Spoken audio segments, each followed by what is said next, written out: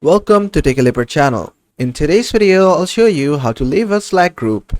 Now, at first, just go ahead and open up your Slack software and sign in. You can either open up the software or just go to your browser.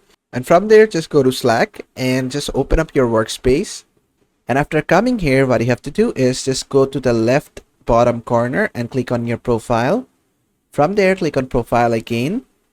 From the right side, you're gonna see your profile pop up. Click on the three dot icon, which is the more action icon, and click on account settings from here. It's gonna take you to another tab and open up your account settings. And being in the account settings, if you scroll all the way down, you're gonna find the option of deactivate account. Now, if you deactivate your account, you're gonna leave your current workspace as well as delete your account or deactivate your account. So just make sure you read everything from here and agree to it.